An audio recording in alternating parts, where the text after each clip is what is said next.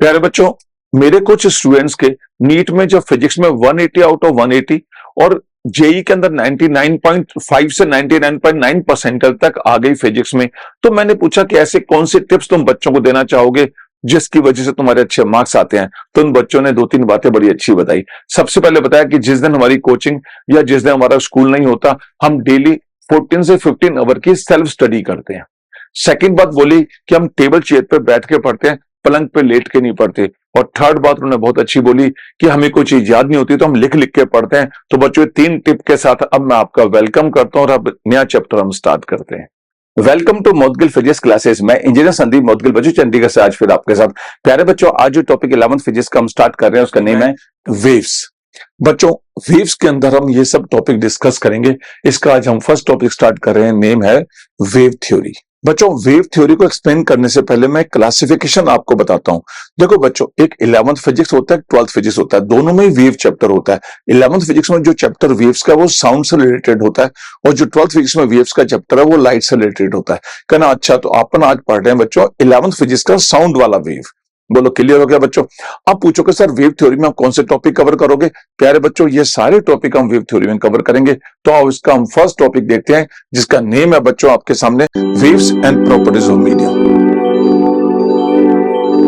देखो मेरे प्यारे बच्चों, सबसे पहले आपसे पूछेगा वेव्स क्या होती है। तो वेव्स में सिर्फ ये बोल के आना, वेव्स में डिस्टर्बेंस इन ए मीडियम, उसको वेव्स कहते हैं। और दो बातें बच्चों इसकी याद करना। सबसे पहले वेव्स में मोमेंटम और एनर्जी ट्रांसफर होती है। क्या याद रखोगे? मोमेंटम और एनर्जी ट्रांसफर होती है। और सेकंड, वेव जिन मीडियम में चलती है ना बच्चों, उस मीडियम में इलास्टिसिटी और इनर्शिया होना चाहिए। आप बोलना सर आपकी बात समझ नहीं आई, तो बच्चों मैं तुम्हें एग्जांपल लेके समझाता हूं कि वेव में डिस्टेंस इन मीडियम और इन दो बातों का मतलब क्या है। आओ बच्चों इसे पिक्चर होल के एक एग्जांपल से समझते हैं। एक बार क्या हुआ, एक पिक्चर हॉल में मूवी लगी तो लोग टिकट लेने लग गए और वहां बहुत भीड़ था तो लाइन लगा हुआ था। तो देखो बच्चों, वो पिक्चर हॉल है, ये लाइन लगा हुआ था। इसमें लास्ट वाले बंदे ने इसको पुश किया आगे वाले बंदे को, तो आगे वाले ने आगे वाले को पुश किया, आगे वाले ने आगे वाले को पुश किया। ऐसे ही धक्का चलता चलता वो विंडो वाले के पास पहुंच गया। तो मैं कहना क्या चाहता हूं, इस वाले बंदे ने पुश किया पर इसकी एनर्जी फर्स्ट वाले बंदे तक भी चली गई। यही वेव मोशन का बेसिक कॉन्सेप्ट था बच्चों। हुआ क्या कि वेव मोशन में बहुत सारे पार्टिकल्स होते हैं, वो अपनी जगह ऑसिलेट करते रहते हैं और पास वाले को एनर्जी देते रहते हैं।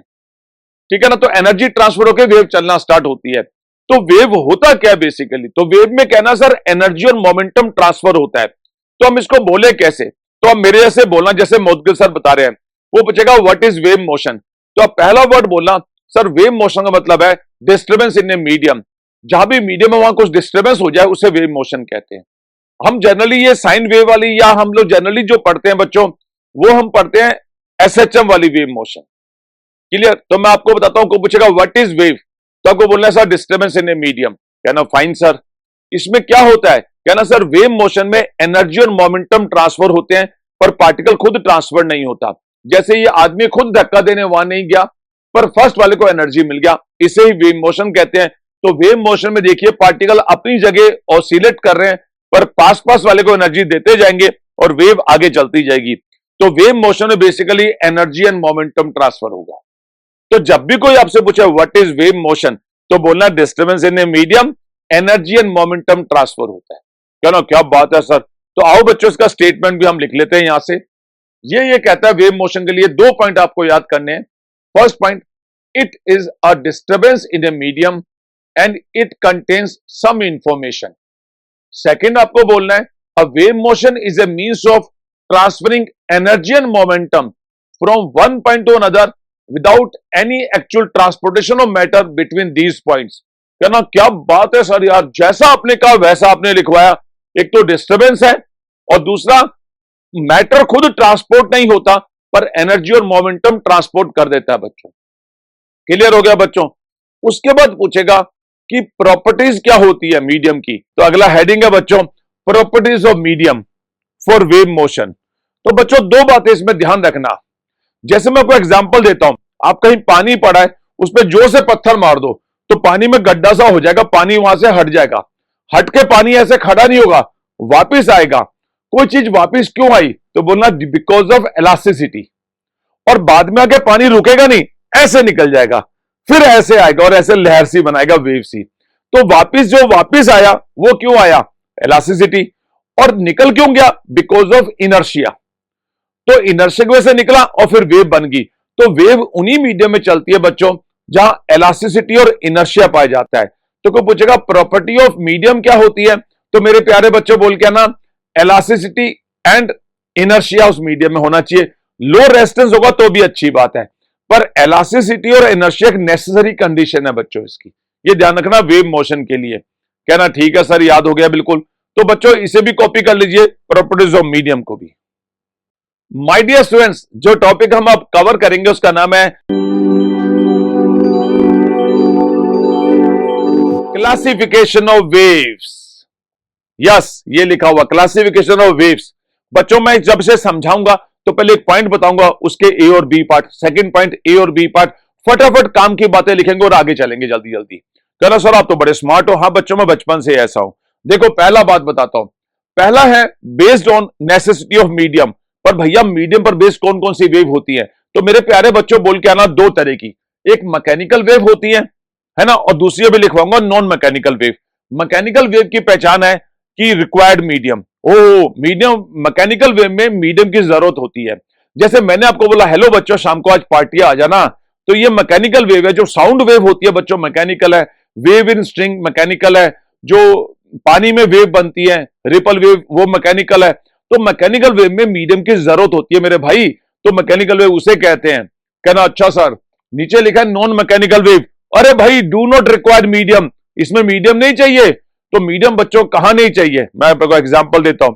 डू नॉट रिक्वायर मीडियम, जैसे पहली है लाइट वेव, सनलाइट जो होती है, और बच्चों लाइट को इलेक्ट्रोमैग्नेटिक वेव भी कहते हैं। तो लाइट वेव, इसको इलेक्ट्रोमैग्नेटिक वेव कह दीजिए, एक्स रे, रेडियो वेव, जितनी भी ऐसी वेव होती हैं जो जो इलेक्ट्रोमैग्नेटिक होती हैं वो सारी नॉन मैकेनिकल होती हैं, उसमें मीडियम की जरूरत नहीं होती। सनलाइट देखो कहीं से कहीं भी आ जाती है ना, दिल से दिल मिलता है लोगों का, दिल की वेव चलती है, तो उसके लिए भी मीडियम नहीं चाहिए होता। अभी मजाक कर रहा हूं, उसको मत देख, लाइट को देख। तो लाइट वेव के लिए क्या बोला मैंने कि नॉन मैकेनिकल वेव है। तो पहला क्या बोलोगे, based on necessity of medium. Medium पर जरूरत, मीडियम पर बेस्ड वेव दो तरह की, मैकेनिकल मीडियम चाहिए, नॉन मैकेनिकल भाई नहीं चाहिए। साउंड वेव मैकेनिकल है, मोदी के सर इतनी प्यारी बातें करते हैं, तो ये मैकेनिकल वेव है। क्लियर बच्चों? सेकंड क्लासिफिकेशन देखिए बच्चों, वो लिखा हुआ है based on vibration of particle. ओहो, वाइब्रेशन ऑफ पार्टिकल को समझना बहुत जरूरी है बच्चों। देखो वेव अगर ऐसे जा रही है, ध्यान देना, और पार्टिकल ऐसे ऐसे ऑसिलेट कर रहे हैं और वेव आगे जा रही है, तो इसे ट्रांसवर्स वेव कहते हैं। पार्टिकल वेव ऐसे जा रही है और पार्टिकल ऐसे ऐसे ऐसे टर्न करेंगे तो इसे लॉन्गिट्यूडनल कहते हैं। तो वाइब्रेशन में बेस्ड दो तरह की वेव होती है बच्चों, एक ट्रांसवर्स, एक लॉन्गिट्यूडनल। ट्रांसवर्स में पार्टिकल वेव मोशन के परपेंडिकुलर वाइब्रेट करते हैं और लॉन्गिट्यूडनल में उसी की डायरेक्शन में वाइब्रेट करते हैं। कितना अच्छा लिखा है देखो, transverse wave particle vibrates perpendicular to the wave motion, longitudinal wave particle vibrate along the direction of wave motion. तो बच्चों यह है ट्रांसवर्स, यह है लॉन्गिट्यूडनल। साउंड वेव लॉन्गिट्यूडनल है और ट्रांसवर्स वेव होती है जो रस्सी में जो चला रहा है लड़का, देखो रस्सी मार रहा है ट्र, तो ये ट्रांसवर्स है। वेव आगे और पार्टिकल ऐसे बच्चों, तो रस्सी में जो वेव बनती है वो ट्रांसवर्स वेव बना रहे हैं हम, और जो साउंड वेव है बच्चों वो लॉन्गिट्यूडनल है। ट्रांसवर्स वेव चलती है क्रेस्ट एंड ट्रफ की फॉर्म में, और लॉन्गिट्यूडनल कंप्रेशन और रेयरफेक्शन की फॉर्म में। जैसे मैंने आपको हेलो बोला तो हवा के पार्टिकल पास में दूर में, पास में दूर, पास दूर, पास दूर, तो कंप्रेशन मैंने डेंसिटी ज्यादा वाले पार्टिकल हो जाए, इकट्ठे हो जाएंगे। रेयरफेक्शन कंप्रेशन, ये लॉन्गिट्यूडनल की पहचान है। और क्रेस्ट ट्रफ जो लिखे हुए देखो, ये ऊपर वाला क्रेस्ट नीचे वाला ट्रफ, ये बच्चों है ट्रांसवर्स की पहचान। तो सेकंड था based on vibration of particle. कहना सर समझ में आ गया यार, तो ट्रांसवर्स मैंने वेव आगे और पार्टिकल ऊपर नीचे, लॉन्गिट्यूडनल में वेव आगे और पार्टिकल ऐसे ऐसे। बोलो क्लियर हो गया? तो ये दूसरा क्लासिफिकेशन था बच्चों, इसे भी आप कॉपी कीजिए। अब देखिए तीसरा क्लासिफिकेशन। तीसरा क्लासिफिकेशन है बच्चों बेस्ड ऑन एनर्जी प्रोपेगेशन। कहना सर आप बड़े स्मार्ट हो। हाँ बच्चों, बचपन से ही। एनर्जी प्रोपेगेशन और क्लासिफिकेशन बच्चों वेव का दो तरह का होता है, एक प्रोग्रेसिव वेव और एक स्टेशनरी वेव। इसके बारे में क्या लिखोगे? ऐसे लिखो, detail study in next video. ये वीडियो में बहुत ज्यादा पढ़ाऊंगा। प्रोग्रेसिव वेव में एनर्जी ट्रांसफर हो रही होगी और स्टेशनरी वेव में दो बाउंड मीडियम होते हैं, उसके बीच में ही रहती है, ट्रांसफर नहीं होती है बच्चों आगे। तो ये हम डिटेल स्टडी एक वीडियो में करने वाले हैं, प्रोग्रेसिव स्टेशनरी, इसका पूरा ही एक वीडियो बनाया गया है बच्चों। आओ बच्चों आगे करते हैं। नेक्स्ट लिखा है बच्चों बेस्ड ऑन डायमेंशन। कहना सर क्या बात है बच्चों, डायमेंशन बेस्ड वेव तीन तरह का होता है, one dimension, two dimension, three dimension. One dimension जो एक ही डायरेक्शन में चले बच्चों, जैसे वेव इन स्ट्रिंग है, वो एनर्जी ट्रांसफर तो एक ही डायरेक्शन में कर रहा है ना, पार्टिकल ऐसे जा रहे हैं, लगेगा टू है, नहीं बच्चों एनर्जी ट्रांसफर एक की तरफ जा रहा है। तो एनर्जी क्या बोलोगे, string, sorry wave in string, वो वन डायमेंशनल वेव कहलाती है। अगर हम पानी पे पत्थर मारें और पानी के सरफेस पे जो वेव चलती है वो एक्स वाई दोनों एक्सेस पे चलती है, तो बच्चों इसको बोलते हैं टू डायमेंशन वेव। मैंने बोला रामू, तो रामू देखो छत पे होगा तब भी सुन लेगा, मेरे पीछे है तब भी सुनेगा, लेफ्ट राइट ऊपर नीचे जहां भी सुन लेगा। तो बच्चों जो साउंड वेव होती है वो थ्री डायमेंशनल होती है। जो मौदगिल सर आपको पढ़ा रहे हैं वो थ्री डायमेंशनल साउंड वेव से पढ़ा रहे हैं, है ना, मानते हो ना। तो बच्चों क्या रखना, स्ट्रिंग की वेव वन डायमेंशन, पानी की सरफेस पे वेव टू डायमेंशन, और साउंड वेव बच्चों थ्री डायमेंशन होती है। मुझे लगता है बच्चों ये बात भी क्लियर, कॉपी इट। बच्चों वेव्स के बारे में कुछ स्टैंडर्ड पॉइंट्स भी ध्यान रखना। तो अब अगला जो मेरा पॉइंट ऑफ सुनना है स्टैंडर्ड रिजल्ट्स। जैसे सबसे पहले आएगा साउंड और ऑडिबल फ्रीक्वेंसी क्या होती है। जो आवाजें मैं लगाता हूं रामू, तो उसकी मिनिमम फ्रीक्वेंसी कितनी और मैक्सिमम कितनी है। तो बच्चों ऑडिबल फ्रीक्वेंसी होती है बच्चों 20 हर्ट्ज से 20 किलोहर्ट्ज। बस ये याद करनी है आपको, कई जगह काम आएगा आपको। 20 हर्ट्ज टू 20 किलोहर्ट्ज एक ऑडिबल फ्रीक्वेंसी कहलाती है, जो इंसान सुन सकता है, बोल सकता है। अगला आ जाओ बच्चों इंफ्रासोनिक। इंफ्रासोनिक वेव कौन सी होती है, तो बच्चों ये लिखा हुआ जिनकी फ्रीक्वेंसी लेस देन 20 हर्ट्ज होती है। जनरली ये वेव कहां मिलती है, wave produce during earthquake, ocean wave, ये सारी इंफ्रासोनिक कहलाती है। अल्ट्रासोनिक वेव क्या होती है, जिनकी फ्रीक्वेंसी बच्चों 20 किलोहर्ट्ज से ज्यादा होती है। और इसमें सबसे इंपॉर्टेंट लाइन क्या लिखी है, नीचे पढ़ो जरा देखो, human ear can not detect these waves, certain creatures such as mosquito, dog, bat show response to these. मतलब ये अलग ना, जो आपका डॉगी है, बैट है, वो इस पे रेस्पॉन्स करते हैं, परंतु आप ये याद रखें कि ह्यूमन ईयर नहीं इस पे रेस्पॉन्स करते। क्या बच्चों ये तीनों वेव क्लियर होगी। माय डियर स्टूडेंट्स, अब हम पढ़ेंगे इसमें, उसका नाम है शॉक वेव।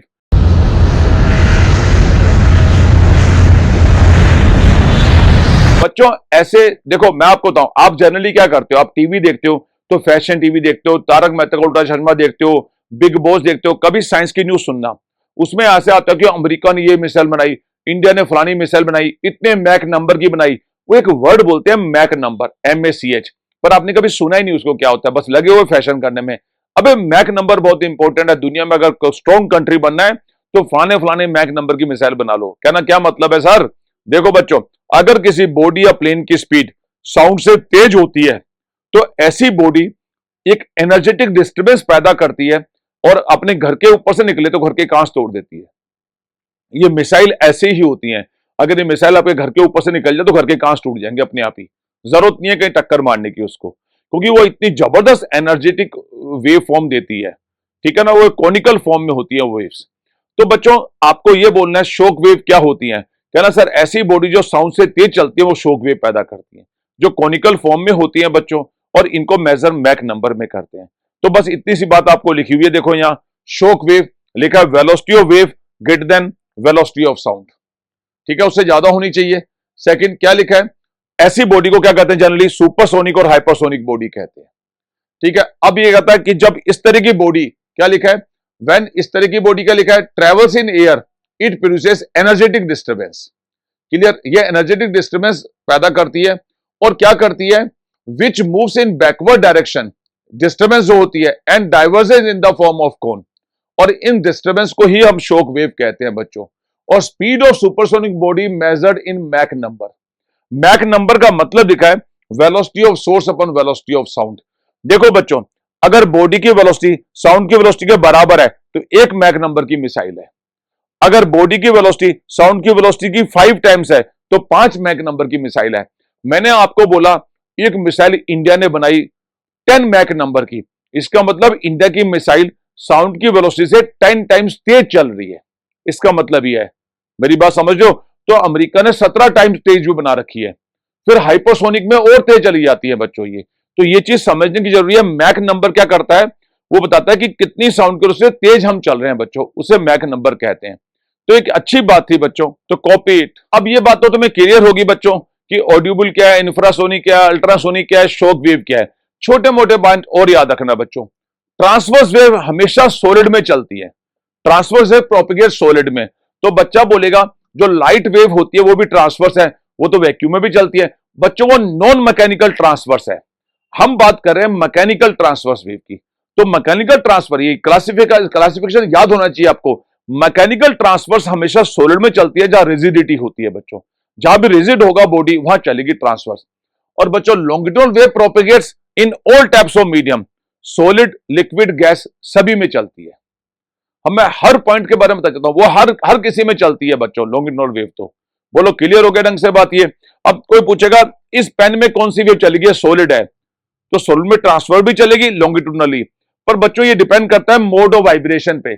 अगर मैं इसको ऐसे मारूंगा तो लॉन्गिट्यूडनल चलेगी, और ऐसे मारूंगा तो ट्रांसफर चलेगी। तो कहना अच्छा सॉलिड में दोनों चलती है, डिपेंड करता है मोड ऑफ वाइब्रेशन पे। जो एयर होता है वहां सिर्फ लॉन्गिट्यूडनल चलती है बच्चों, इस बात को आप ध्यान रखना। अब लिक्विड की जब बात करोगे तो लिक्विड के अंदर की जब बात करेंगे तो लिक्विड के अंदर जो वेव चलती है बच्चों वो चलती है लॉन्गिट्यूडनल, पर लिक्विड के सरफेस पे चलती है ट्रांसवर्स। ये बड़ी इंपॉर्टेंट बात है। रीजन क्या है कि सरफेस पे due to surface tension there will be some rigidity, कुछ रिजिडिटी वहां आ जाती है, और रिजिडिटी आने की वजह से वहां ट्रांसफर चलती है। तो ये क्वेश्चन आपके स्कूल के लिए बहुत इंपॉर्टेंट है कॉम्पिटिशन के लिए कि लिक्विड में कौन सी वेव चलती है। तो जनरली आपको बोलना है पानी के अंदर चलती है लॉन्गिट्यूडनल, और पानी के सरफेस पे चलती है transverse. Because of surface tension there will be some rigidity, इस वजह से ट्रांसफर चलती है। तो बच्चों ये थे आपके सारे इंपॉर्टेंट पॉइंट्स जो आपको याद करने थे, जो मैंने लाइन से आपको बताया कौन कौन सी वेव्स होती हैं, कौन सी कहां चलती है, इन सब को आप बच्चे ध्यान रखना। कॉपी। प्यारे बच्चों जो टॉपिक अब हम डिस्कस कर रहे हैं इसका नेम है वेव पैरामीटर। बच्चों वेव पैरामीटर में ये सब टॉपिक हम डिस्कस करेंगे। तो इसका जो फर्स्ट टॉपिक है बच्चों, जैसे लिखा हुआ वेवलेंथ, वो क्या होता है, टाइम पीरियड, फ्रीक्वेंसी, एम्पलीट्यूड, इनके बारे में मैं डिस्कस कर रहा हूं। डिस्कस करने से पहले बच्चों वेव में दो बातें आप हमेशा याद रखना। वेव में एक तो पार्टिकल अपनी मेन पोर्शन पर ऑसिलेट करते हैं, और वेव मोशन हम आगे या पीछे की तरफ बनाते हैं। कहना सर समझ नहीं आई। जैसे बच्चों ये वेव है ना, तो वेव में पार्टिकल अपनी जगह नहीं छोड़ता है, वो अपनी मेन पोर्शन पे ऑसिलेट करता है, पर वेव हम ऐसे आगे की तरफ बनाते हैं। मतलब इस एरो पे लिखा हुआ है वेव मोशन आगे है, पर पार्टिकल डिस्प्लेसमेंट मेन पोर्शन पे होता है। इन बातों को आप ध्यान रखना। कहना ठीक है सर, ध्यान रखेंगे। तो आओ बच्चों पहले मैं आपको वेव बनाता हूं, वेव क्या होती है, फिर हम समझते हैं वेवलेंथ वगैरह। ये है वेव आपके सामने बच्चों। ये जो वेव है ना, इसकी पूरी लंबाई, पूरी लेंथ को बच्चों वेव लेंथ कहते हैं। कहना अच्छा, और इसे लैम्डा से रिप्रेजेंट करते हैं बच्चों। और इस वेव को पूरी लंबाई चलने में जो टाइम लगता है बच्चों, उसको टाइम पीरियड टी कहते हैं। तो इसका मतलब ये जो लैम्डा है वो टी के इक्विवेलेंट है। और इस केस में अगर एक वर्ड अभी थोड़ी देर बाद फेज आएगा, तो फेज इस केस में 2 पाई कवर होता है। तो तीन बातें हमेशा रखेंगे, लैम्डा, टी और फेज 2 पाई, है ना। अभी मैं इसको लिंक करवाता हूं, पर बोलना वेवलेंथ के बारे में हम समझ में आ गया। या वेवलेंथ ऐसे भी बोल सकते हो, वेव की लेंथ बोल दो, नहीं बोलना तो बच्चों सेकंड डायग्राम देखो, क्रैश से क्रैश या ट्रफ से ट्रफ। देखो ऊपर सीओसी लिखा तो क्रैश से क्रैश, नीचे टीओटी ट्रफ से ट्रफ। तो ये क्रैश से क्रैश का डिस्टेंस होता है ना बच्चों, इसको भी वेवलेंथ कह सकते हो आप। वो एक ही बात है, क्या ना, एक वेव की लंबाई या क्रैश से क्रैश या ट्रफ से ट्रफ के डिस्टेंस को बच्चे वेवलेंथ कहते हैं। और एक वेव के चलने में जो टाइम पीरियड लगता है ना, टाइम लगता है, उसको टाइम पीरियड कहा जाता है बच्चों। क्या यहां तक की बात क्लियर होगी बच्चों। थर्ड आपके पास आएगा फ्रीक्वेंसी। फ्रीक्वेंसी तो हमेशा फिक्स कर लो, नंबर ऑफ वेव्स पर सेकंड। मतलब एक सेकंड में इस हाथ के ऊपर से कितनी वेव निकल गई। जैसे 5 वेव निकली तो फ्रीक्वेंसी 5, 6 निकली तो 6 बोल देंगे। तो फ्रीक्वेंसी नंबर ऑफ वेव्स पर सेकंड होता है। एम्पलीट्यूड क्या होता है बच्चों, जो पार्टिकल होता है वो मेन पोर्शन पे ऑसिलेट करता है। तो मैक्सिमम डिस्प्लेसमेंट जब एसएचएम में होता है उस पार्टिकल का वेव के अंदर, तो बच्चों उसे एम्पलीट्यूड कहा जाता है। तो ये चार बातें तो आपको इनिशियली समझ आ गई बच्चों। उसके बाद अगला है बच्चों उसमें प्रोपेगेशन कांस्टेंट। ये वेरी इंपॉर्टेंट है बच्चों। प्रोपेगेशन कांस्टेंट को आप पहले तो समझ लो कि क्या कहते हैं। K equal to 2 pi by lambda कहते हैं। इसका मतलब होता है number of wavelength in the distance 2 pi. तो याद रखना, ये बहुत ज्यादा मैं काम लूंगा तो K equal to 2 pi by lambda का यूज मैं बार बार करूंगा। ये प्रोपेगेशन कांस्टेंट है कि 2 पाई डिस्टेंस में कितनी वेवलेंथ आई है। क्या बच्चों यहां तक की बात भी क्लियर होगी? उसके बाद बच्चों अगला उसने पूछा वेव वेलोसिटी, वो मैं समझा चुका हूं आपको।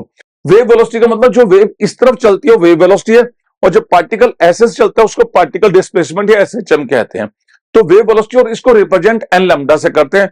तो आओ मैं इसको और डिटेल में लिखता हूं। देखो बच्चों, ये मैंने दो वेव एक साथ बना दी अब, ठीक है। तो पहली वेव में लैम्डा 2 पाई और टी हो गया, propagation constant K equal 2 pi by lambda हो गया, क्रेस्ट से क्रेस्ट, ट्रफ से ट्रफ लैम्डा हो गया, ये सब सेट हो गया। अब वेव वेलोसिटी को बच्चों कहते हैं लैम्डा डिस्टेंस में अगर टी टाइम लगा तो वेव वेलोसिटी को लैम्डा बाई टी कहा जाता है बच्चों। और देखो lambda by T 1/t frequency है, इसलिए वेव वेलोसिटी को v equal to N lambda से रिप्रेजेंट करते हैं। और वेव वेलोसिटी को ओमेगा बाई के से भी कर सकते हैं, क्योंकि ओमेगा 2 पाई बाय टी होते हैं और के propagation constant 2 pi by lambda. तो बच्चों अगेन वो लैम्डा बाई टी जो फर्स्ट फॉर्मूला वो बन गया, इसलिए v equal to N lambda आ गया बच्चों। क्या बोलो बच्चों, समझ आ गई मेरी बात? इसके अलावा बच्चों फेज कोई पूछे तो ये स्टेटमेंट जो मैंने लिखा है बहुत इंपॉर्टेंट है। The quantity which express at any instant the displacement of the particle and the direction of motion, मतलब पार्टिकल का डिस्प्लेसमेंट और डायरेक्शन मोशन दोनों की इंफॉर्मेशन हम फेज से ले सकते हैं। ये आगे जाके और भी मैं लिंक करूंगा आपका। अब आगे चले बच्चों, लास्ट इसमें लिखा हुआ है फेज डिफरेंस का, टाइम डिफरेंस, पाथ डिफरेंस, इनका आपस में रिलेशन क्या होता है। तो ये फॉर्मूला इज वेरी इंपॉर्टेंट। आप ऊपर देखा स्टार्टिंग में वेव में लैम्डा का भाई 2 पाई है, 2 पाई का भाई टी है, तो आपको ऐसे बोलना है फेज डिफरेंस अपॉन 2 पाई। अगर इसको पाथ में चेंज करोगे तो पाथ डिफरेंस अपॉन 2 पाई की जगह लैम्डा लिखना है, अगर टाइम में चेंज करोगे तो टाइम डिफरेंस अपॉन टी लिखना है। ये फॉर्मूला मैं बहुत ज्यादा यूज करूंगा। तो बच्चों यह है वेव पैरामीटर जो वेव में काम आएंगे। अब बच्चों बस 1 मिनट में कंक्लूड कर लेते हैं। जो ऐसे ऐसे चलती है इसको वेव मोशन कहते हैं, मतलब एनर्जी प्रोपेगेशन इस तरफ हो रहा है, और पार्टिकल ऐसे ऐसे चलते हैं, और पार्टिकल जो मैक्सिमम डिस्प्लेसमेंट करते हैं उसको एम्पलीट्यूड कहते हैं। एक वेव का डिस्टेंस जो कवर होता है उसे वेवलेंथ कहते हैं, और एक वेवलेंथ चलने में जो टाइम लगता है उसको टी कहते हैं, और 1/t को फ्रीक्वेंसी कहते हैं। और प्रोपेगेशन कांस्टेंट बार बार बोलना, कहना sir propagation constant K equal to 2 pi by lambda रख लेना है। 2 pi by lambda, 2 pi distance में कितना वेवलेंथ कवर किया, ये बच्चों आप याद रखना। क्या बच्चों यहां तक समझ आ गया? ये था वेव पैरामीटर। कॉपी। प्यारे बच्चों, जो टॉपिक मैं अब डिस्कस कर रहा हूं ये बहुत ही इंपॉर्टेंट है, स्पीड ऑफ वेव मोशन। बच्चों वेव मोशन की स्पीड पूछे तो सबसे पहले आप पूछना सर कौन सी वाली वेव की स्पीड पूछ रहे हैं, ट्रांसवर्स वेव की या लॉन्गिट्यूडनल वेव की। बच्चों ट्रांसवर्स वेव की इंपॉर्टेंट बात है, यह ओनली सॉलिड में प्रोपेगेट होती है, तो इसकी स्पीड एक बार सिर्फ सॉलिड में निकालनी होती है। अगर लॉन्गिट्यूडनल की पूछोगे तो वो ऑल टाइप्स ऑफ मीडियम में प्रोपेगेट होती है बच्चों, सॉलिड, लिक्विड, गैस। तो प्यारे बच्चों उसके लिए 3 फार्मूले आपको याद करने पड़ेंगे। यहां तक की बात क्लियर होगी। पर इनको करने से पहले बच्चों एक बात याद रखना, कुछ नाम याद रखना जो मैं यूज करूंगा यहाँ। जैसे नाम है बी से बल्क मॉडुलस होता है, वाई से यंग मॉडुलस होता है, नीटा मॉडुलस ऑफ रिजिडिटी होता है, और रो डेंसिटी होता है। ये स्टैंडर्ड बातें हैं जो प्रॉपर्टीज ऑफ मैटर से मैंने ली है, तो अपने पॉकेट में इसको रख लेना। अब बच्चों कहना सर ठीक है ट्रांसवर्स और लॉन्गिट्यूडनल 2 के ड्रामे थे, तो आप बता रहे हो ट्रांसवर्स में सिर्फ सॉलिड में स्पीड निकालते हैं और लॉन्गिट्यूडनल में तीनों में निकालते हैं। अब बच्चों इसके लिए जो फॉर्मूले वो इंपॉर्टेंट है, वो आपको लर्न करने हैं। तो आओ मैं आपको एक्सप्लेन करता हूं 1 by 1 फॉर्मूले। देखो बच्चों मैंने लिखा है स्पीड ऑफ वेव मोशन, उधर लिखा है ट्रांसवर्स और इधर लिखा है लॉन्गिट्यूडनल। ट्रांसवर्स ओनली सॉलिड में तो सिर्फ general formula v equal to root eta by rho, या नीटा मॉडुलस ऑफ रिजिडिटी कहलाता है सॉलिड का, और रो उसकी डेंसिटी कहलाती है। पर बच्चों इस केस में याद रखना, अगर कोई स्ट्रिंग हो, स्ट्रिंग समझते हो गिटार की तार, जब लोग बड़े बड़े बाल करके गाने गाते हैं, तू नहीं मैं नहीं, मर गया बट गया, तेरी याद मेरी याद, वो तार ही नहीं होते गिटार की बच्चों। उस गिटार की वायर में कितनी स्पीड होती है, तो बच्चों सॉलिड के केस में जनरल बोलना रूट नीटा बाय रो, पर स्ट्रिंग के केस में रूट टी बाई एम बोलना। ये टी टेंशन है उस स्ट्रिंग के अंदर, और एम होता है बच्चों मास पर यूनिट लेंथ कहते हैं इसे, कैपिटल एम बाई एल से। तो कितनी खुशी की बात है, ट्रांसवर्स ओनली सॉलिड में चलती है और उसमें ये फॉर्मूले होते हैं। पर बच्चों याद रखना लाइट जो होती है सनलाइट वो भी ट्रांसवर्स है, वो तो वैक्यूम में भी चलती है। कहना नहीं सर वो नॉन मैकेनिकल ट्रांसफर है, आप जो आज पढ़ा रहे हो वो मैकेनिकल ट्रांसफर्स की बात कर रहे हो, तो मैकेनिकल ट्रांसफर्स के लिए बताया गया, ना कि नॉन मैकेनिकल ट्रांसफर्स के लिए बता रहा हूं। कहना ओके सर। बच्चों लॉन्गिट्यूडनल तीनों में चलती है, सॉलिड, लिक्विड, गैस। तो उसके लिए बच्चों 3 फॉर्मूले बन गए। सॉलिड के लिए होता है रूट में लिख के b+4 नीटा बाय 3। अब बच्चों इसमें b बल्क मॉडुलस है, नीटा मॉडुलस ऑफ रिजिडिटी है, v वेलोसिटी है बच्चों इसके अंदर। अब इसमें एक काम करना, अगर जनरल रोड होती तो रूट y बाय रो बोलना, y यहां यंग मॉडुलस है। तो ये फॉर्मूला याद कर लो। लिक्विड और गैस के लिए दोनों का सेम फॉर्मूला है, लिक्विड गैस का b by rho, b by rho. बस B bulk modulus of liquid, bulk modulus of gas होता है बच्चों। तो ये फॉर्मूले आप 2-3 बार लिख लीजिए, इसमें डायरेक्ट डाटा आता है और फॉर्मूले में पुट करना और आपका आंसर आ जाएगा। पर मेन बात आपको याद रखनी है, ट्रांसफर्स ओनली सॉलिड में, लॉन्गिट्यूडल में 3 याद करने पड़ेंगे, सॉलिड, लिक्विड और गैस। क्या बच्चे मेरी बात समझ आई? Copy it.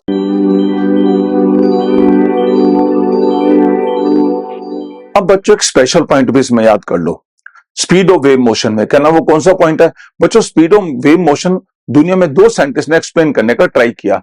एक का नाम था न्यूटन, एक का नाम था लैपलास। न्यूटन ने कहा था कि वेलोसिटी जो होती है वो रूट पी बाय रो होती है, पी प्रेशर है, रो डेंसिटी है। पर लैपलास ने कहा था root gamma P by rho होती है, gamma ratio of two specific CP by CV होता है। ये करेक्ट था। तो इन दोनों ने क्या कहा था बच्चों, उनको हम बोर्ड पे लिख लेते हैं। देखो सबसे पहले मैं न्यूटन का लिखता हूं। न्यूटन कहता है साउंड की जो वेलोसिटी होती है गैसेज में, वो in the form of compression and rarefaction होती है, और change in pressure and volume जो होता है वो एक आइसोथर्मल प्रोसेस है, उसके लिए V equal to p by rho कहा गया।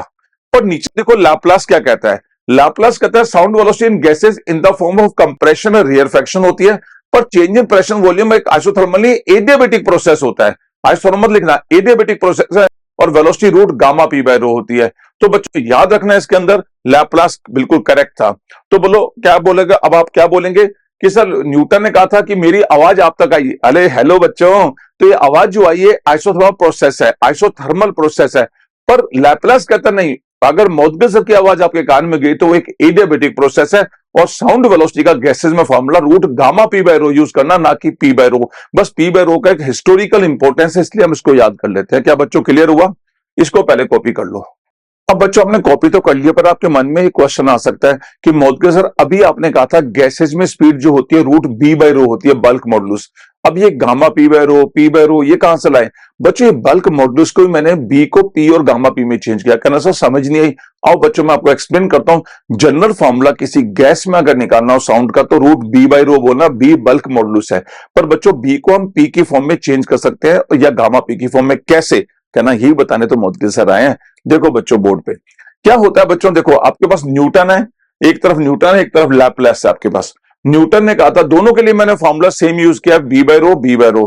पर न्यूटन ने क्या कहा था, एक आइसोथर्मल प्रोसेस है, और बच्चों आइसोथर्मल कंडीशन होती है पीवी इक्वल टू के। अगर आप भूल गए तो याद रखना, बोयल्स लॉ में टेम्परेचर कांस्टेंट तो P प्रोपोर्शनल टू 1/V होता है, वहां से पीवी इक्वल टू के आएगा बच्चों। अब मैंने इसका डिफरेंशियल कर दिया फर्स्ट इंटू सेकंड वाले से। P ऐसा कैसा, V का डिफरेंशियल dV प्लस V ऐसा कैसा, और P का डिफरेंशियल dP इक्वल टू 0। इससे बच्चों मैंने क्या किया, इससे मैंने P निकाला minus dP upon dV by V। ये dP जो है ना बेसिकली प्रेशर है या फोर्स अपॉन एरिया, तो स्ट्रेस हो गया, और dV बाई V हो गया बच्चों स्ट्रेन।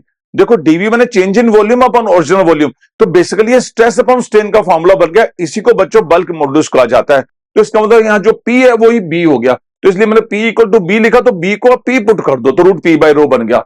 तो ना अच्छा आपने ये डायलॉग मारा है कि आपने आइसोथर्मल मान के पीवी इक्वल टू के किया, फिर इनका डिफरेंशियल किया सिर्फ समझने के लिए। P ऐसा कैसा, V का डिफरेंशियल dV, V ऐसा कैसा, P का डिफरेंशियल dP। उसके बाद आपने कुछ भी नहीं किया। उसके बाद बच्चों मैंने सिर्फ इसमें P की वैल्यू निकाल ली। जो dP है, P pressure force upon area, तो उसको स्ट्रेस कह दोगे ना, और dV by V change in volume upon volume को स्ट्रेन कह दोगे। उससे बच्चों अपने पास क्या आ गया, एक स्ट्रेस अपॉन स्ट्रेन का फॉर्मूला तैयार हो गया। तो P जो होता है वो बल्क मॉडुलस के इक्वल होता है, और बल्क मॉडुलस ही स्ट्रेस अपॉन स्ट्रेन था। तो बच्चों उस बी की जगह पी रखा, इसलिए रूट पी बाय रो आ गया। दूसरे वाला प्रोसीजर तो उसने कहा था लाप्लास ने एडियाबेटिक प्रोसेस है, तो सिंपल डिफरेंशियल आपको आनी चाहिए बच्चों इसके अंदर। देखो उसने कहा था पीवी गामा इक्वल टू के, ये एडियाबेटिक की कंडीशन होती है बच्चों, थर्मोडायनेमिक्स में पढ़ना। तो इसमें पी ऐसा कैसा, वी की पावर गामा के लिए लगाया nxn-1, तो गामा पी गामा -1, और वी का डीवी हो गया प्लस वी गामा ऐसा कैसा, पी का डिफरेंशियल डीपी।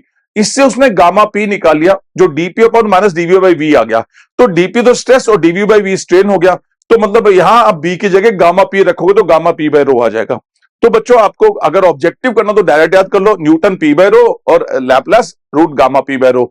और अगर डेरिवेशन करनी तो मैंने वो भी आपको एक्सप्लेन कर दिया बच्चों, कॉपी इट। प्यारे बच्चों जो टॉपिक अब हम डिस्कस कर रहे हैं वो पढ़ रहे हैं वेव वेलोसिटी इन स्ट्रिंग। बच्चों स्ट्रिंग के केस में आपको सिर्फ 3 पॉइंट्स याद करने हैं। अगर सिंपल स्ट्रिंग मैंने वही गिटार, तू नहीं मैं नहीं, मर गया पिट गया तेरी याद मेरी याद, गिटार की वायर में अगर स्पीड निकालनी हो तो V equal to root T by M होती है। टी टेंशन है, एम होती है मास पर यूनिट लेंथ। पहली बात खत्म। अगर बच्चों कई बार क्या होता है, स्ट्रिंग के साथ एक मास हैंग कर दें, एम मास, ये कैपिटल है, एम मास हैंग कर दिया, तो बच्चों टेंशन एम जी के इक्वल हो जाएगी। तो जहां टी लिखा ना बच्चों, V equal to root T by M की जगह root capital M G by छोटा एम कर लेना। बट कई बार क्या होता है बच्चों, ये वाला केस में वो क्या करता है, इस मास को पानी में डिप कर देता है। तो पानी तो बच्चों अपथ्रस्ट लगाता है, अपथ्रस्ट लगाएगा तो टेंशन चेंज हो जाएगा स्ट्रिंग का। तो जो रूट टी बाई एम में टी है वो एम जी नहीं पुट होगा। उस केस में बच्चों आपको ये फॉर्मूला नया बनाना पड़ेगा, और वो फॉर्मूला होता है M G one minus sigma by rho. Sigma liquid density और एम होती है बच्चों, एम होती है उसकी बॉडी की डेंसिटी। अब बच्चों ये चीज पूछेगा आपसे, ये चीज कैसे आई, वो सिंपल हो गई, सिंपल। ये चीज कैसे आई बच्चों, इसके लिए आपको बोर्ड पे देखना होगा। तो बच्चों पहले मैं इसको हटा देता हूं, आप बोर्ड देखिए। आप देखो बच्चों ये डायग्राम आ गया। इसमें क्या होगा बच्चों, टेंशन जो होगी वो mg माइनस अपथ्रस्ट होगी। देखो टेंशन mg माइनस अपथ्रस्ट होगी। mg का मतलब v इंटू रो जी, क्योंकि mass volume into density, minus upthrust की वैल्यू v सिग्मा g होती है। यह फ्लूइड डायनेमिक्स में बताया गया था बच्चों। इसमें क्या करोगे आप, v रो जी कॉमन ले लो, 1 माइनस सिग्मा बाय रो आ गया, और v और रो को मास कहते हैं, इसलिए बच्चों t mg 1 minus sigma by rho हो गया। तो पानी में किसी बॉडी का वेट हमेशा mg 1 माइनस सिग्मा बाय रो होता है, और ये जो वेट है ना पानी में, इसी को टेंशन कहते हैं। टी में पुट किया तो फॉर्मूला तैयार हो गया। तो बच्चों 3 नाटक हो गए। सिंपल पूछेगा रूट टी बाई एम, अगर सिर्फ एम मास हैंग करेगा तो रूट mg बाई एम, और अगर एम मास पानी में डालेगा तो mg 1 माइनस सिग्मा बाय रो लिखना है आपको टी की जगह। इट्स अ ब्यूटीफुल कॉन्सेप्ट बच्चों, तो इसको याद रखना आपको पेट। बच्चों अब एक केस और पूछेगा, वेलोसिटी ऑफ साउंड जब टेम्परेचर डिफरेंस गिवन हो, क्या मतलब।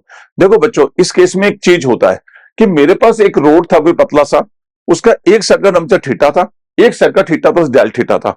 तो उस केस में इस रोड पे कितना वेलोसिटी होगा, उसका फॉर्मूला क्या होगा। बच्चों वेलोसिटी का फॉर्मूला हमेशा आपको बोलना रूट टी बाई एम, और बोलना हे भगवान मुझे टी दे दे, टेंशन दे दे, बस खत्म, आपका काम हो जाएगा। तो टेंशन के लिए अलग अलग गेम खेलने पड़ते हैं बच्चों, तो ये इंपॉर्टेंट कॉन्सेप्ट है। तो बच्चों जब रोड का टेम्परेचर डिफरेंस होगा, तो टेम्परेचर डिफरेंस की वजह से क्या होगा बच्चों, इसके अंदर इसकी लेंथ चेंज होगा। तो लेंथ का फॉर्मूला अपन ने पढ़ा था, L equal to L naught 1 plus alpha del theta. ठीक है, अब इसमें क्या होगा बच्चों, एल नोट इनिशियल लेंथ है, एल गर्म होने के बाद है, अल्फा क्या था, लीनियर कोएफिशिएंट था, temperature coefficient of linear expansion था, ये अल्फा बीटा गामा होते थे, वो अल्फा था, और del theta change in temperature. इससे मैंने बच्चों एल नोट को इधर ले आया, तो एल माइनस एल नोट बन गया, तो वो आ गया l naught alpha del theta, और एल माइनस एल नोट में एल नोट ओरिजिनल लेंथ की डिवाइड कर दिया, तो अल्फा डेल थीटा। तो बच्चों ये change in length upon original length आ गया, इसी को बच्चों हम दुनिया में स्ट्रेन कहते हैं। तो थर्मल स्ट्रेन आ गई अल्फा डेल थीटा। तो सबसे पहले जब रोड का टेम्परेचर डिफरेंस दिया हो तो अब थर्मल स्ट्रेन पकड़ लो। बेसिकली मैं आपको ले जा रहा हूं V equal to root T by M में टेंशन तक, की टेंशन कैसे पकड़नी है, उसके लिए मैंने थर्मल स्ट्रेन पकड़ ली। अब रोड के केस में देखो वाई इक्वल टू, आप याद कर लो, स्ट्रेस अपॉन स्ट्रेन। ठीक है, स्ट्रेस होती है फोर्स अपॉन एरिया, पर रोड में टेंशन टी मान लो तो टी बाई एरिया, और अल्फा डेल थीटा स्ट्रेन होगी जो मैंने यहां निकाली थी बच्चों, वो मैंने वहां डाल दी, उससे टी निकाल दिया, Y A alpha del theta, ओहो टी आ गया, और वाई यहां यंग मॉडुलस था, बस v equal to root T by M में टी डाल देना, आपका आंसर आ जाएगा। क्या बच्चों मेरी बात समझ में आई। तो कभी ऐसा केस है किसी स्ट्रिंग का या थिन रोड का, तो बच्चों जब टेम्परेचर डिफरेंस हो तो लीनियर एक्सपेंशन से पहले आप थर्मल स्ट्रेन निकालें, और फिर यंग मॉडुलस में लगा के वहां से आप टी पकड़ें और टी को रूट टी बाई एम में पुट करें, तो बच्चों वेलोसिटी आ जाएगा आपका। कॉपी यानी बच्चों अब जो टॉपिक डिस्कस कर रहे हैं उसका नेम है factors affecting velocity of sound. क्या मतलब है बच्चों, वेलोसिटी ऑफ साउंड किन किन फैक्टर्स पे डिपेंड करती है वो डिस्कस कर रहे हैं, इंपॉर्टेंट कॉन्सेप्ट है। सबसे पहला बच्चों उसने लिखा है इफेक्ट ऑफ डेंसिटी। तो बच्चों वेलोसिटी का फॉर्मूला होता है root gamma P by row, Laplace ने कहा था। तो अगर प्रेशर कांस्टेंट है तो वेलोसिटी डेंसिटी के इनवर्सली प्रोपोर्शनल आ रही है, v प्रोपोर्शनल 1 बाय रूट रो, तो डेंसिटी लेस होगी तो वेलोसिटी बढ़ जाएगी बच्चों। तो बोलना ठीक है सर, अगर प्रेशर कांस्टेंट तो डेंसिटी कम होने से वेलोसिटी इंक्रीज हो जाती है। क्लियर। सेकंड बच्चों उसने आपसे पूछा है, सेकंड वाले केस में इसने पूछा है effect of pressure. Effect of pressure के लिए बहुत इंपॉर्टेंट चीज बच्चों क्या होती है इफेक्ट ऑफ प्रेशर में, v equal to gamma P by rho है, तो बच्चों के मुंह में पानी आएगा कि अगर p को डबल कर दे तो v भी चेंज हो जाएगा। पर बच्चों रखना p जो होता है ना, इसका कोई इफेक्ट अपनी साउंड की वेलोसिटी पे नहीं होता। कहना सर क्या बात करो, इफेक्ट ऑफ प्रेशर में कहना नो इफेक्ट ऑफ प्रेशर। कहना कैसे, एट कांस्टेंट टेम्परेचर कभी भी प्रेशर चेंज करोगे तो बच्चों वेलोसिटी चेंज नहीं होगी। क्यों नहीं होगी आओ समझते हैं। देखो आप प्रेशर इंक्रीज करोगे तो किसी भी जगह प्रेशर जब इंक्रीज करोगे ना बच्चों, तो किसी भी गैस का वॉल्यूम कम हो जाएगा। जैसे मैं एग्जांपल दे रहा हूं, बैलून है, आप जोर से दबाएं तो उसका वॉल्यूम कम हो रहा है ना बच्चों, तभी तो प्रेशर इंक्रीज हुआ ना। तो वॉल्यूम कम होगा, अगर वॉल्यूम कम होगा तो डेंसिटी ज्यादा हो जाएगा, वो डेंसिटी मास अपॉन वॉल्यूम होती है बच्चों, देखो नीचे लिखा हुआ है। अगर डेंसिटी ज्यादा हो जाएगी तो बच्चों P by rho ratio constant आएगा, क्योंकि पी इंक्रीज होने से डेंसिटी बढ़ गई। तो आप इसमें कह सकते हैं कि when pressure increases then density also increases in such a way that P by rho ratio remain constant, वो चेंज नहीं होता। अरे प्रेशर बढ़ने से डेंसिटी भी बढ़ जाती है, तो बड़ा बड़ा कट जाता है आपस में। तो बच्चों इसका मतलब इफेक्ट का, प्रेशर का कोई इफेक्ट नहीं है, वेरी इंपॉर्टेंट कॉन्सेप्ट है। थर्ड आएगा बच्चों इफेक्ट ऑफ टेम्परेचर।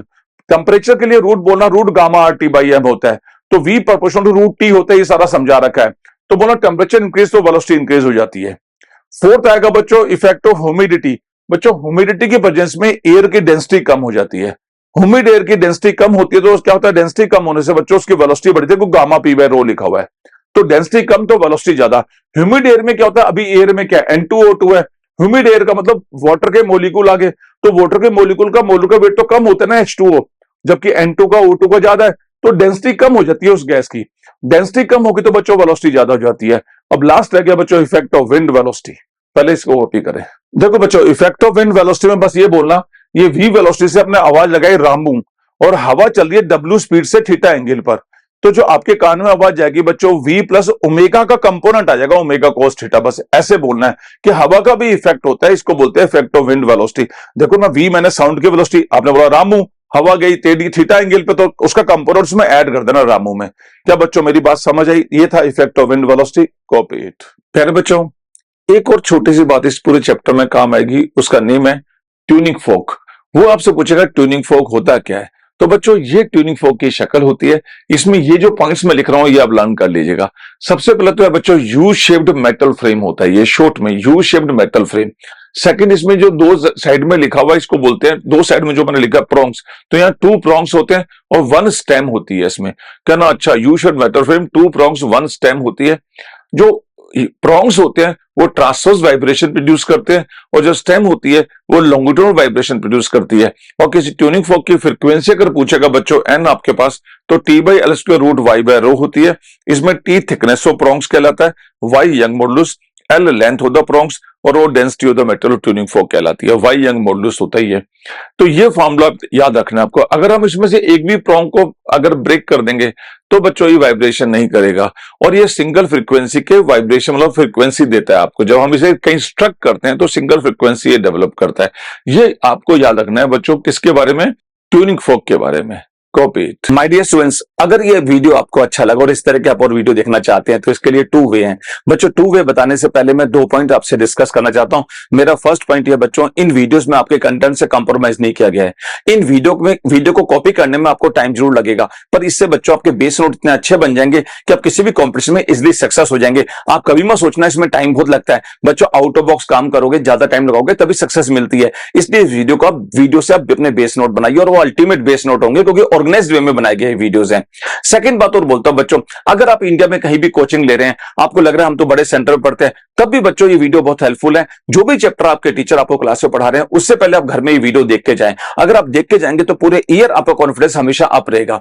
अगर वो कॉन्फिडेंस आपका अप रहेगा बच्चों तो सक्सेस के चांस ज्यादा बढ़ेंगे। तो आओ बच्चों मैं 2 वे बताता हूं इन वीडियोस को लेते कैसे हैं, देख कैसे सकते हैं बच्चों। इस वीडियो को देखने के लिए आपके पास 2 वे हैं। फर्स्ट है कि modiclasses.com नाम का एक वेबसाइट है मेरा, उस वेबसाइट को विजिट करके आप ये वीडियो परचेज कर सकते हैं। बहुत नॉमिनल प्राइस पे आपको मिलेंगे, पूरे 1 साल के लिए सब्सक्रिप्शन आपको मिलेगा, उससे ये वीडियो बच्चों आप ले सकते हैं इस वेबसाइट पर जाकर। सेकंड ऑप्शन है आप बच्चों, सेकंड ऑप्शन है मेरा ऐप डाउनलोड कीजिए। आप पूछेंगे कौन सा ऐप डाउनलोड करना और कैसे करना है, तो बच्चों ये डिपेंड करता है कि पास फोन कौन सा है। अगर आपके पास एंड्रॉइड फोन है तो बच्चों मोदी क्लासेस नाम से ऐप डाउनलोड कीजिए। इसके अंदर जाएंगे तो आपको वीडियोस मिल जाएंगे। अगर आपके पास iOS एप्पल का फोन है तो बच्चों माई इंस्टीट्यूट नाम से एक ऐप डाउनलोड कीजिए। उसमें कोड आपसे मांगा जाएगा, उस कोड का नाम है XEQTB। माई इंस्टीट्यूट के बाद जो कोड मांगेंगे उसमें XEQTB, अगर आप XEQTB भरेंगे तो वो ऐप डाउनलोड हो जाएगा। इसके बाद वहां से आप वीडियो खरीद सकते हैं, परचेज कर सकते हैं। प्यारे बच्चों इन वीडियो में आपको ऐसा स्क्रीन दिखाई देगा, इसमें नीचे लिखा हुआ आएगा बाय नाउ।